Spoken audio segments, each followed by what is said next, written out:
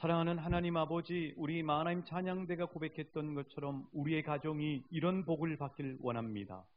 믿음 위에 서는 우리 가정이 되길 원합니다. 믿음 위에 서는 우리 가문이 되길 원합니다. 저희들 하나님이 사명자로 부르셨사오니 저희들에게 힘을 허락하여 주옵소서, 지혜를 허락하여 주옵소서, 성령의 충만한 능력을 허락하여 주옵소서. 우리는 연약할지라도 성령님이 우리를 충만하게 주관하시면 우리는 믿음의 가장이 되고 우리 가정과 가문을 믿음 위에 서는 축복의 가정으로 이끌어가게 될 줄 믿습니다. 이 복을 받길 원하오니 말씀으로 축복하여 주옵시고 선포될 때 우리 가운데 운행하여 주셔서 우리의 영혼용을 만져 주옵소서. 예수님 이름으로 기도하옵나이다. 아멘. 우리 주님 이름으로 사랑하고 축복합니다.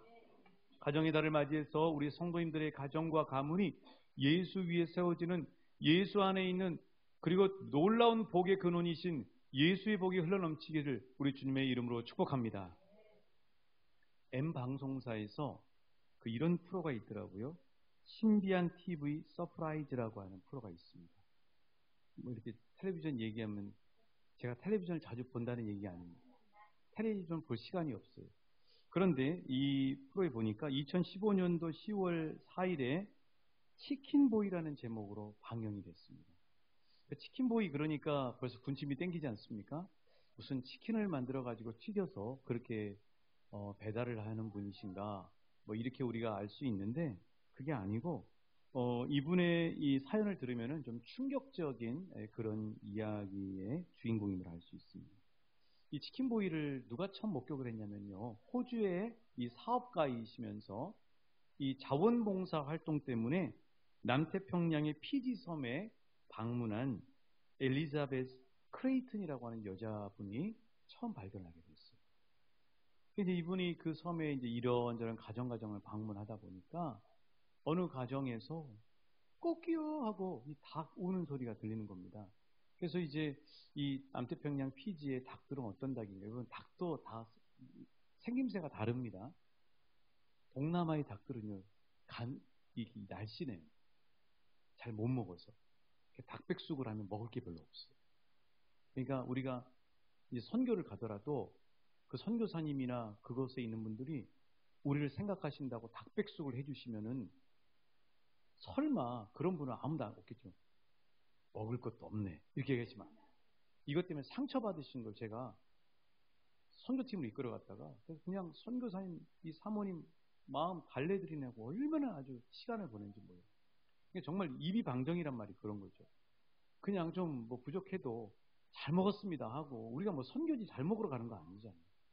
아무튼 그 닭 얘기를 하다 그랬는데, 이 닭이 그 지역과 나라마다 좀 다른 거죠. 그래서 이 클레이튼이라고 하는 이 분이 닭 소리가 나길래 가본 거예요. 그랬더니 이게 어떻게 된 일이에요? 세상에, 닭이 그렇게 우는 게 아니라 한 다 큰 남자가 날개짓을 하면서 꺾여 하고 있는 거예요. 닭 소리하고 똑같은 소리를 내는 거예요. 완전 충격을 받은 거죠. 보니까 이분이 31살의 수지트 크르마라고 하는 이 청년인데, 이 청년이 어떻게 하다가 이 사람 얘기를 하지 않고 닭 우는 소리를 이야기를 하고 날개짓을 하는 이 닭과 같은 그런 행동을 취하게 됐는가 알고 보니까요, 이분의 사연이 참 기구하더라고요. 어머니가 자신을 낳은 지 얼마 되지 않아서 너무 안타깝게도 스스로 목숨을 끊고 말았어요. 근데 그런 일이 있고 난 다음에 불과 얼마 안 돼서 그 아버지까지도 강도들에 의해서 살해를 당한 거예요. 순식간에 부모를 잃어버리는 고아가 되고 만 거죠. 그렇게 해서 이 아이가 닭장에서 길러집니다. 닭들하고. 8살 때까지 닭들하고 함께 살게 된 겁니다. 그러다가 이제 주민이 보니까 너무 처량하고 안타까운 거예요. 부모는 없지, 닭들하고 살고 있지. 그래가지고 이 주민이 신고를 했는데, 어떤 노인 어르신이 이 쿠르마라고 하는 이 아이를 받아줬는데 이분이 거의 방치하다시피 한 거예요. 그래가지고 무려 이 30년 가까이를 그냥 닭처럼 산 겁니다. 어렸을 때부터 이렇게 닭하고 살다 보니까 그게 그냥 완전히 몸에 배어 있어 버린 거죠. 그렇게 해가지고 이 엘리자베트라고 하는 이 자원봉사자가 이 사람을 고쳐줘야 될 거 아니에요. 그래서 이제 후원 재단을 만들고요. 여러 가지 그 인간답게 만들 수 있는 그런 사회화 훈련에 이 참여를 시켜서 받도록 했습니다. 그런데 안타깝게도 이 쿠르마라고 하는 청년은 이미 성인이 다 돼버린 상황에서 교육을 받다 보니까 그 교육이 이제 충분하게 효과가 발휘가 되지 않고 닭의 습성을 버리지 못하고 얼마 못 살고 죽었다고 해요. 그런데 이제 이런 쿠르마 같은 이런 사례들 여러분 해외 토픽이라든가 뉴스에서 들어보셨을 거예요. 이런 사람들을 뭐라고 그러냐면 야생 어린이라고 합니다. 이런 사람들이 전 세계에 한 100여 명 된대요. 그 5년간 개들과 함께 산 옥사나 말라야라고 하는 이런 소년이 있었고요. 또 늑대와 함께 6년을 산 인도의 라무라고 하는 사람. 또 침팬지와 함께 산 나이지리아 소년 벨로. 염소와 함께 안데스 산맥에서 8년간을 살았던 다니엘에 이르기까지 이런 야생 어린이들, 이런 어린이들은 안타깝게도 인간 사회에 적응을 잘 하지 못하고 모두 다 단명을 하더라고요. 자, 우리가 이 사실에서 알 수 있는 사실은 무엇이냐면은 그냥 사람 몸으로 태어났다 그래서 사람 구실을 하는 게 아니라는 겁니다. 반드시 부모님을 통해서 양육을 잘 받아야 사람이 되고 사람 구실을 하고 사람 노릇을 하면서 살 수 있다는 사실을 우리는 이 야생 어린이들의 이런 분들의 삶을 통해서 분명하게 알 수 있는 거죠. 그래서 부모님에 의해서 길러져야 정서적으로, 사회적으로 건강하게 잘 자라서 사람 구실을 할 수 있다는 사실. 그래서 여러분, 우리 부모님의 은혜가 얼마나 감사합니다. 내가 이렇게 사람 구실하고 사는 게요, 부모님이 나를 잘 길러주셨기 때문이라는 사실. 그래서 부모님께 감사하시고, 부모님이 하나님 나라에 가신 분들은 정말 하나님 앞에 그런 부모님을 축복해 달라고 정말 감사하다고 그렇게 고백하는 우리 모두 되었으면 좋겠습니다. 그래서 이 부모님의 중요성은 아무리 강조해도 지나치지가 않는 거죠. 무엇보다도 이제 편부모에서 자라는 것보다 양부모에서 자라는 게 더 큰 축복이에요. 누가 다 편부모 밑에서 자라고 싶겠어요. 그러나 정말 기왕이면 양부모 밑에서 자라야 건강하게 자랄 수가 있어요. 그러니까 예를 들면 엄마가 없이 자란다고 해보세요. 여러분, 엄마 없이 자라는 사람은 표가 납니까 안 납니까? 납니다. 그렇죠? 왠지 옷 입는 게 허술하거나 양말이 반드시 빵꾸난 양말을 신고 다녀요. 엄마가 이렇게 없이 자란 자녀들은 또 뿐만 아니라 정서적으로도 건조해질 수밖에 없어요. 이거는 엄마로부터 양육받으면서 받아먹는 재산이거든요. 자, 뿐만 아니라 아빠가 없는 자녀들은 또 어떤 부분이 있냐면은 이렇게 자존감이 낮는 경우가 많아요. 자신감도 부족하고 또 자존감도 낮고 자립심도 약하죠. 그래서 이렇게 그 놀이동산이나 이런 놀이터에 가서 이렇게 놀아보면 여러분 알 수 있잖아요. 자, 아이들을 데리고 놀이터에 가서 미끄럼을 이렇게 탄다고 해보세요. 그럼 엄마들은 아이가 미끄럼도 이렇게 내려가지 않고 고개를 밑으로 해가지고 한번 해보는 거죠. 자꾸 타는 거 말고 좀 다른 방법을 해보는 거죠. 그렇게 할 때 여러분 엄마들은 주로 어떻게 하냐면요, 다칠까 걱정해요. 근데 아빠들은 거기서 습성이 엄마하고 아빠하고 다른데 아빠들은 어떻게 하냐면은 해봐. 그렇게 말만 해놓고 있는 게 아니라 아빠는 밑에 딱 준비를 하고 있는 거예요. 든든한 이 쫙 벌려져 있는 어깨를 가지고 자기 아이를 다치지 않도록 준비를 해주는 거예요. 그래서 엄마 아빠를 통해서 우리가 건강하게 정서적으로 사회적으로 공급을 받아야 건강한 자녀가 될 수 있다고 하는 사실입니다. 자, 이처럼 이 부모님의 역할은 정말 중요합니다. 부모님은 우리를 정서적으로 건강하게 하고 사회적으로 건강하게 우리를 자라게 해주는 자양분을 주시는 거죠. 그런데요, 알고 보면 우리 부모님들은 영적인 차원에서도 매우 중요한 역할을 하신다는 사실을 우리는 알 수 있어요. 그 사실이 바로 오늘 본문에서 우리는 분명하게 확인할 수 있습니다. 자, 오늘 본문은요, 10계명 두 번째 계명이에요. 그러니까 10계명이 성경에 두 군데 나오는 거 여러분 아시죠? 첫 번째 어디 나오냐면 출애굽기 20장에 나와요. 그렇죠? 그 다음에 신명기 5장에 가면 10계명이 또 나옵니다. 그럼 이게 무슨 차이가 있느냐? 출애굽기 20장에 있는 십계명은 바로 시내산에서 이스라엘 백성이 받은 십계명이고요. 그 다음에 신명기 5장에 나와 있는 십계명은 모압 평지라고 하는 가나안 땅을 코앞에 둔 곳에서 출애굽 2세대들이 또 한 번 모세를 통해서 받고 강조되는 게 바로 이 신명기에 있는 십계명인 거죠. 그러니까 젊은 세대들에게 하는 십계명이라고 할 수 있어요. 자, 그림을 하나 제가 한번 띄워 드릴 텐데요. 한번 이 십계명을 한번 보겠습니다. 오늘 본문 5장 16절이 매우 중요한데요. 자, 보시면은 저 위쪽에는 하늘 색깔로 되어 있죠, 배경이. 그래서 하나님 차원의 계명, 그래서 1계명부터 4계명까지. 우리 10계명 잘 아시죠? 나 외에 다른 신을 내게 두지 말지니라, 우상을 만들지 말라, 내 이름을 망령되게 함부로 쓰지 말아라, 안식일을 기억하여 거룩하게 지키라. 이게 1계명부터 4계명까지잖아요. 그 1계명부터 4계명까지가 바로 하나님과 우리의 관계를 이야기하는 계명이거든요. 그래서 하늘 차원의 계명이. 그래서 하늘색으로 제가 배경을 만들었습니다. 자, 그리고 5계명이 뭐냐면 따라해 주시겠어요? 부모 공경. 부모 공경이죠. 그런데 5계명 부모 공경이 땅의 차원. 그래서 밑에 보면 흑색으로 제가 해놨어요. 자, 6계명부터 10계명까지. 그러니까 살인하지 말라, 간음하지 말라, 도둑질하지 말라, 거짓 증거하지 말라, 이웃의 것을 탐하지 말라. 이 계명은 사람과 사람 간의 관계에서 복되게 사는 비결이거든요. 그래서 땅의 차원에서의 계명인 거죠.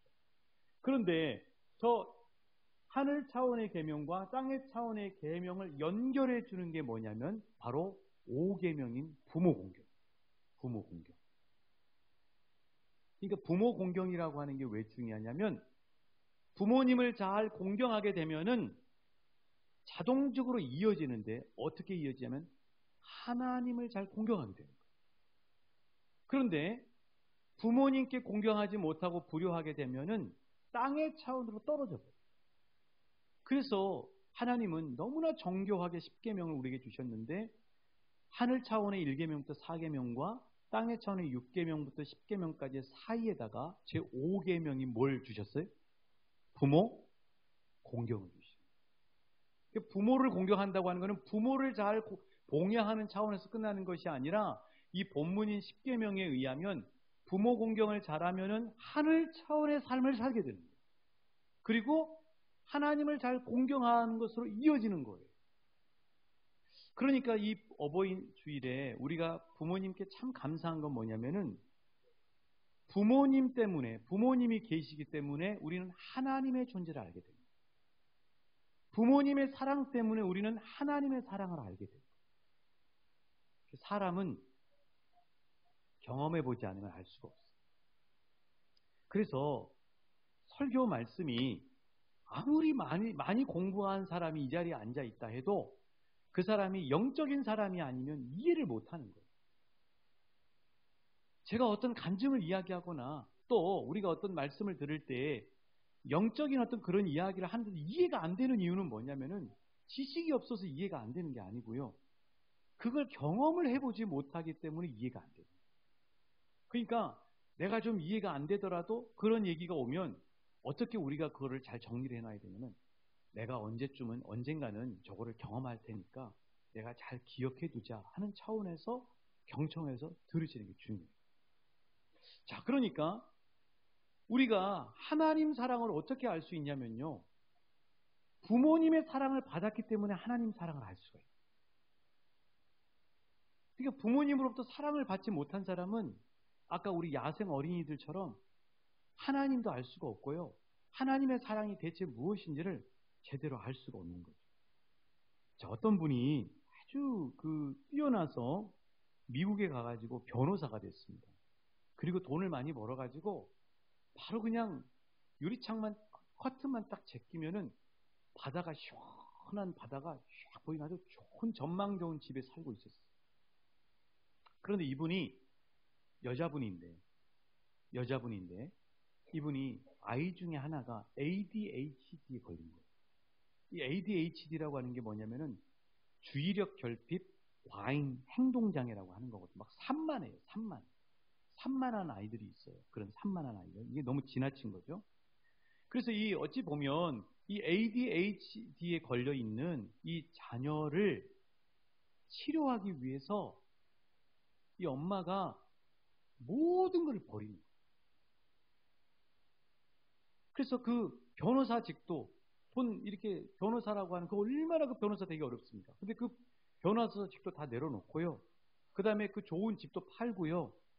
그 다음에 그 살기 좋은 미국에서 살질 않고 저 섬인 하와이로 가는 겁니다. 뭐 때문에 가요? 자기 자녀 ADHD 그 아이를 고치기 위해서 그것 때문에 모든 걸 다 버리고 가는 거예요. 근데 이 엄마는 그렇게 하는 자기 자신의 모습을 보면서 예수님을 알게 됩니다. 뭐냐면은 사랑하는 자녀를 치유하기 위해서 모든 걸 다 자기가 버렸던 것처럼 예수님은 사랑하는 자녀인 나를 살리기 위해서, 나를 치료하기 위해서 하늘 보좌라고 하는 그 천상을 버리고 이 땅으로 오셨고요. 그리고 온 세상의 왕이라고 하는 왕의 자리를 버리고 사람 몸을 입고 오셨고요. 천하 몸을 입고 오셨잖아요. 그 모든 것들을 다 버리고 나를 살리기 위해서 이곳에 오신 거예요. 자기가 자기 자녀에게 그런 사랑을 쏟아 보니까 하나님 아버지의 마음, 예수님의 마음을 생생하게 알게 됐다는 거예요. 그러니까 가족이 우리한테 중요한 이유는 뭐냐면 가족이 있어야 아버지의 마음을 아는 거예요. 하나님 아버지의 마음. 또 사랑하는 자녀가 있으니까 자녀인 나를 향한 하나님의 아버지의 마음을 생생하게 알 수 있게 돼요. 근데 그런 역할을 하도록 하나님이 우리에게 주신 귀한 최고의 만남의 선물이 누구냐면 우리 부모님이라고 하는 사실이에요. 그래서 성경은 하나님 아버지의 우리를 향한 사랑을 이야기하면서 이해할 수 있도록, 쉽게 이해할 수 있도록 우리의 아버지와 어머니를 자꾸 인용해서 하나님의 마음을 전달해요. 자, 우리 신명기 1장 31절 같이 읽어보실게요. 신명기 1장 31절입니다. 같이 우리 읽으실게요. 시작. 광야에서도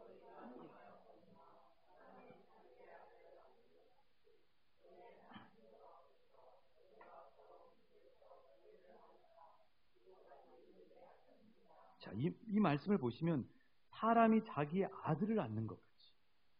그렇죠.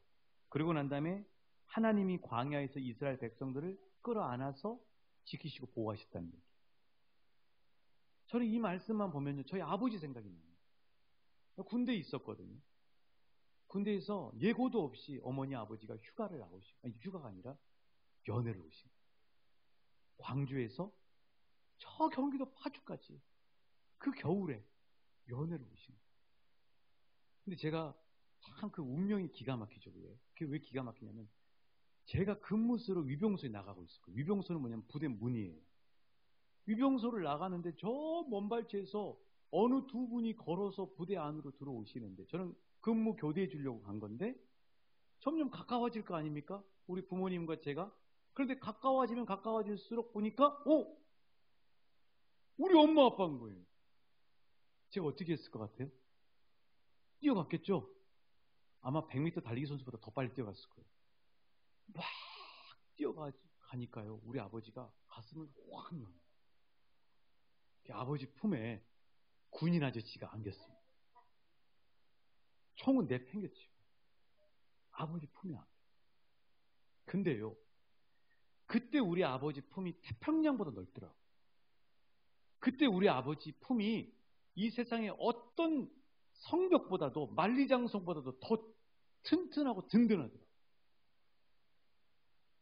그 아버지의 품을 경험했기 때문에 이 신명기 1장 31절의 이 말씀, 사람이 자기 아들을 안는 것 같이 하나님 아버지가 너희를 그 넓은 품에 안아주신단다 하는 게 생생하게 그 느낌이 오는 거예요. 우리 아버지 때문에 하나님 아버지의 생생한 사랑을 알게 되는 거죠. 하나님은 부모님을 통해서 우리에게 하나님의 그 아버지 같은 그 마음을 경험하게 하는 거죠. 자, 이번에 이제 어머니를 인용해서 하나님 말씀하세요. 이사야 66장 13절이에요. 이사야 66장 13절 같이 읽어보십니다. 시작.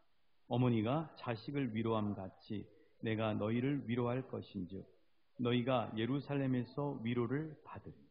어머니가 위로함 같이 그 어머니의 위로를 경험한 사람은 하나님 아버지가 우리를 위로하는 그 따스한 손.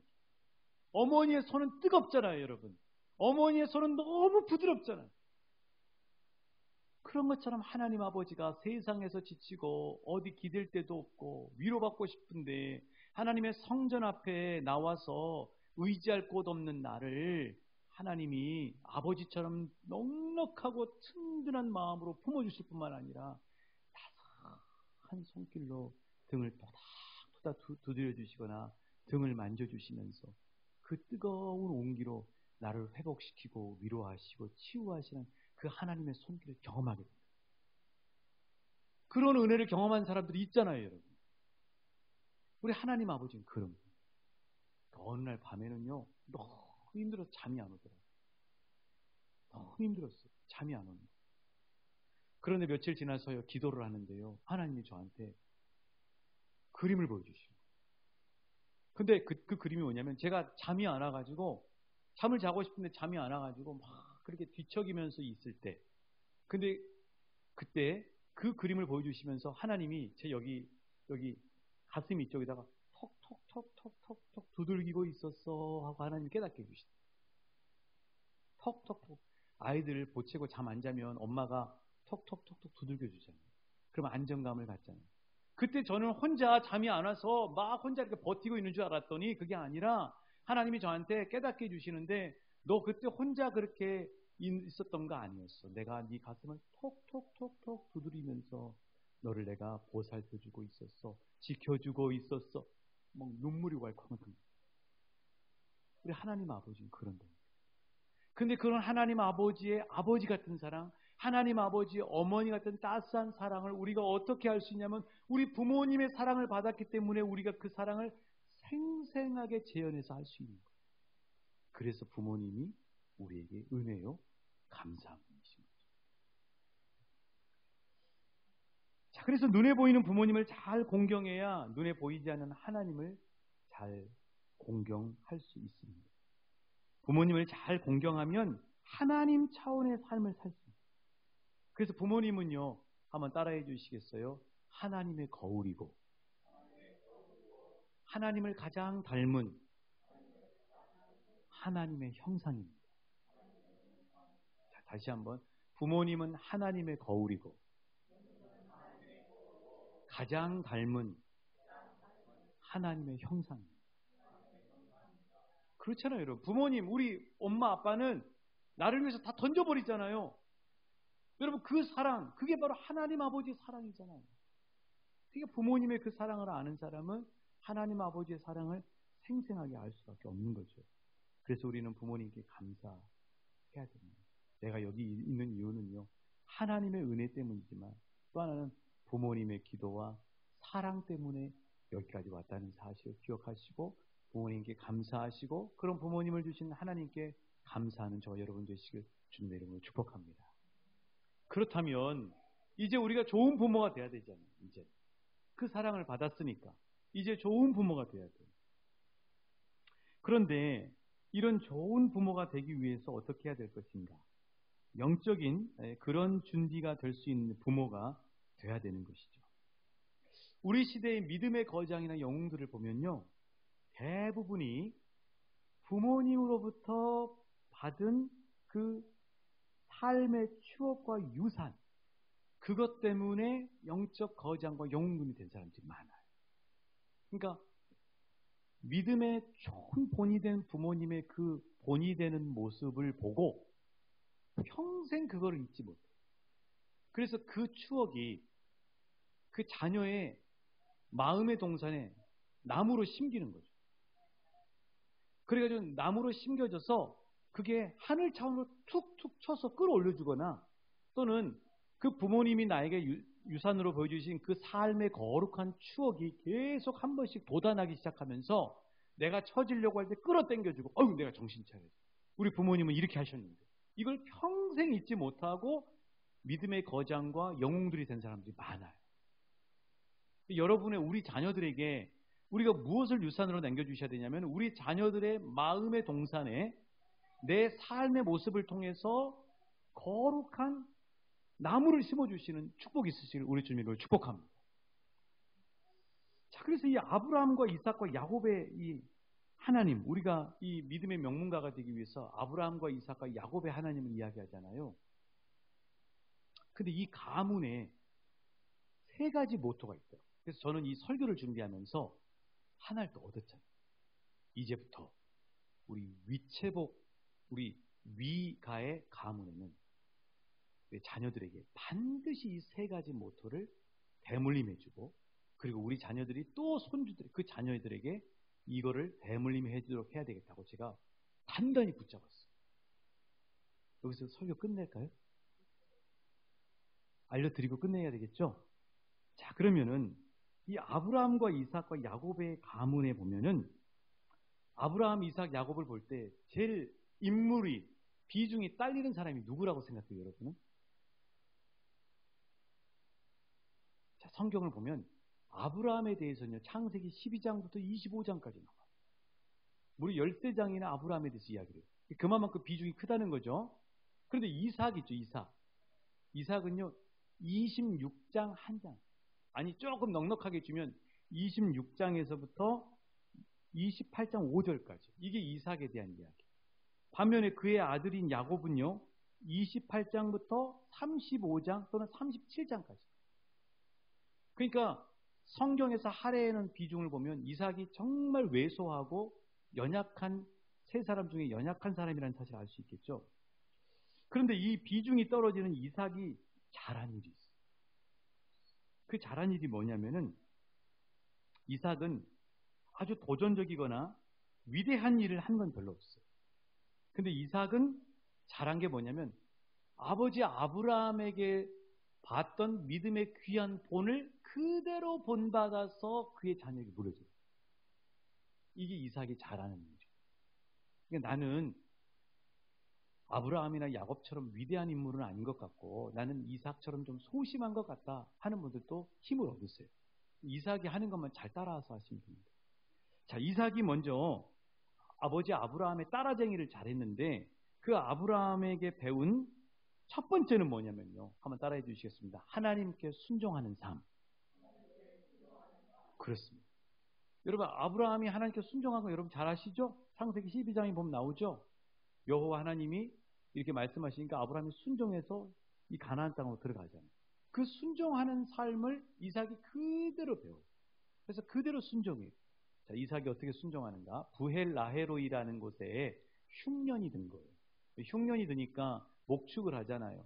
그럼 어떻게 하면 먹을 게 없잖아요. 그래서 어디로 갈 생각을 하냐면 애굽 땅으로 갈 생각합니다. 왜냐하면 애굽은 풍성한 데거든요. 그런데 그렇게 마음을 먹고 있던 이삭에게 하나님이 나타나셔서 이렇게 말씀하세요. 창세기 26장 2절입니다. 같이 읽어보실게요. 시작. 여호와께서 이삭에게 나타나 이르시되 애굽으로 내려가지 말고 내가 내게 지시하는 땅에 거주하라. 그렇죠. 하나님이 이렇게 말씀하시니까 이삭은 자기 계획은 애굽으로 가려고 그랬는데 어디로 가냐면 바로 지시한 땅인 그랄 땅에 머물러요. 그대로 순종합니다. 자, 이렇게 순종했더니 아버지 아브라함처럼 순종의 복을 받습니다. 어떤 복을 받는지 26장 12절이에요. 창세기 26장 12절입니다. 같이 읽어보실까요? 시작. 이삭이 그 해에 100배나 얻었고 여호와께서 복을 주십니다. 그렇죠. 이삭은 뭘 잘했냐면 아버지 아브라함의 따라쟁이를 잘합니다. 아브라함의 하나님께 순종하는 삶을 그대로 따라합니다. 이게 복인 거죠. 그 다음에 그걸 그대로 야곱에게 물려주죠. 그래서 야곱도 하란 땅에 있어서 자기가 그냥 오고 싶어서 오는 게 아니라 하나님이 너 가라 그러니까 순종하고 가요. 이 순종의 삶을 아브라함과 이삭의 야곱의 가문은 계속해서 대물림하고 저 여러분의 가정도 하나님께 순종하는 삶의 이 귀한 축복을 대대손손 물려주시고 그래서 그 순종의 복을 받아 누리시길 우리 주님의 이름으로 축복합니다. 두 번째는요. 이삭이 아버지한테 뭘 배우냐면요. 이웃에게 덕을 베푸는 삶을 배워요. 한번 따라해 주시겠어요? 이웃에게 덕을 베푸는 삶. 그렇습니다. 자, 이웃에게 덕을 베푸는 삶. 그 치열하게 우물 싸움이 있는 거죠. 뭐 지금 우리나라 같으면 뭐 우물 줘버리고 말지 이렇게 하지만 그 땅은 물이 귀한 나라예요. 그래서 갈릴리 호수에서 30%의 물을 끌어다가 쓰고 있는 나라예요. 이스라엘. 지금이야 기술이 좋은 거예요. 예전에는 우물 하나 파는 거는 대단한 거예요. 우물은 생계와 생명이 직결되어 있는 거예요. 그런데 이 이삭은 어찌된 일인지 너무 연약해. 그랄 땅에서 우물을 팠는데 블레셋 사람들이 자기들 거라고 막 방해하고 빼앗고 우물을 메워요. 그런데 이삭은 절대 싸우지 않아요. 자, 그런데 이 이삭이 싸우지 않는 거. 이 아브라함이요. 자기 아내가 죽었는데 사라가 죽었을 때 그 선산을 막벨라굴, 헤브론 땅의 막벨라굴을 선산으로 얻습니다. 근데 그 막벨라굴을 얻을 때 어떻게 하냐면요. 거기 보시면 그 헤브론 땅에 살고 있던 그 사람들하고 평상시에 너무 관계를 잘하고 있어요. 그래서 기꺼이 줘버려요. 막벨라굴이라고 하는 소중한 그 묘자리를 기꺼이 아브라함에게 줘버려요. 그만큼 이웃들과 베푸는 삶을 살았어요. 그걸 본 거죠, 이삭이. 이삭도 마찬가지. 자, 이삭이 그렇게 회방하고 모함하는 그랄 블레셋 사람들에게 계속해서 덕을 베푸는 삶을 삽니다. 그랬더니요, 이 사람들이 이제는요, 감동을 먹는 거예요. 그 사람들이 와서 이렇게 이야기하죠. 창세기 26장 28절이에요. 창세기 26장 28절 같이 읽으실게요. 시작. 그들이 이르되 우리가 분명히 보았으므로 우리의 사이 곧 우리와 너 사이에 맹세하여 너와 계약을 맺으리라 말하여.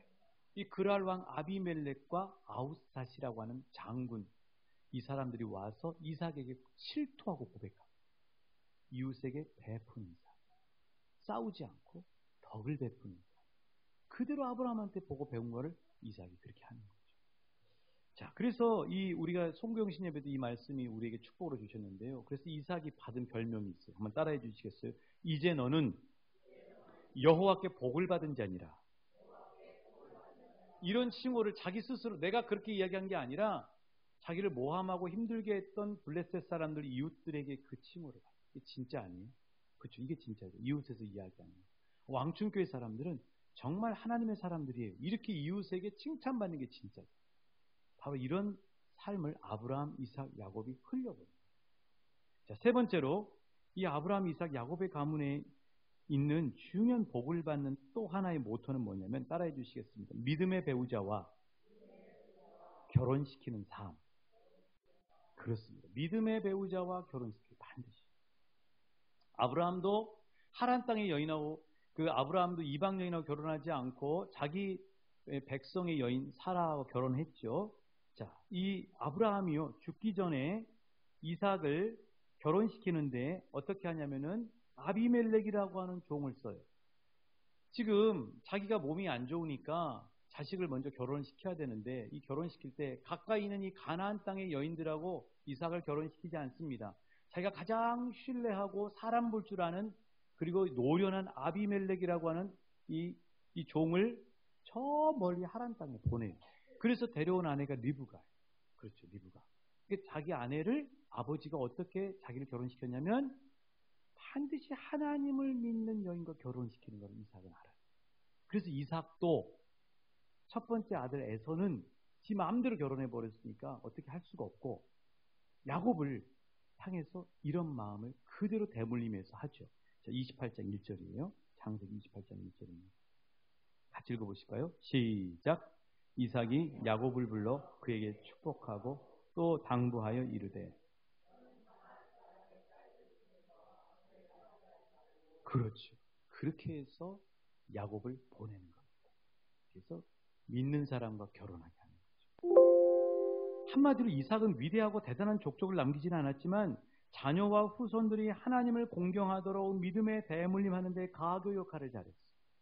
그리고 그 모습을 아브라함에게 배웠고, 그리고 자기의 자녀인 야곱에게 그대로 흘려버렸죠.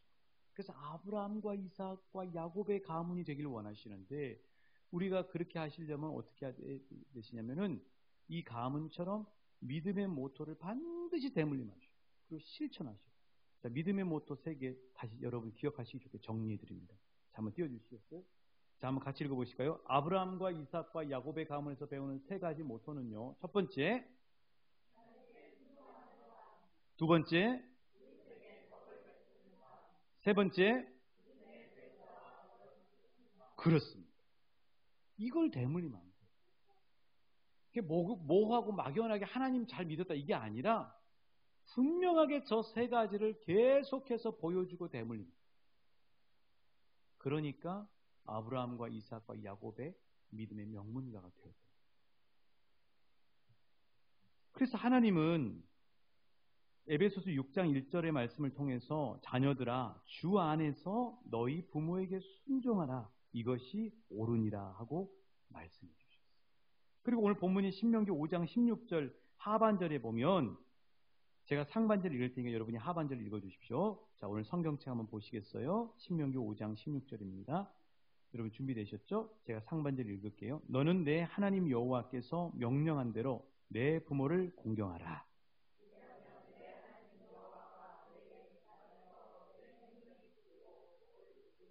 그렇습니다. 내 생명이 길고 복을 누리리라. 이 생명은요, 영혼에 이때여 살아가게 하소서. 이 고백. 우리 영혼이, 우리의 생명이 이 땅에서 생명이 아니라 영혼까지 이어지는 그게 바로 이 생명이라고 하는 거예요. 내 생명이 길고란 뜻이고 복을 누린다고 하는 이 뜻은 뭐냐면요, 올바르게 사용하는 유익을 얻는 그런 뜻이. 오늘 말씀을 정리할게요. 부모님은 하나님의 거울이고 부모님은 하나님의 형상입니다. 부모님은 우리에게 하나님의 존재를 알게 해주셨어요. 하나님의 사랑을 보여주셨어요. 부모님의 사랑이 하나님의 아가페의 사랑하고 가장 가까워요. 그래서 부모 공경은 하나님 공경으로 이어집니다. 그래서 이제는 그 사랑을 받은 우리가 우리의 이제 우리 차례가 된 거예요. 내가 믿음의 좋은 부모가 되는 것입니다.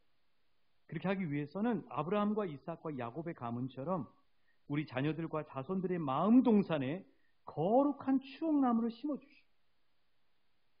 항상 나만 생각하시지 마시고 사랑하는 내 자녀들을 생각하시고 내 행동의 모든 것들을 결정하시오. 내가 좋은 추억을 만들어 줄 것인가 안 좋은 추억을 심어줄 것인가는 나의 신중함에 달려있는 거죠.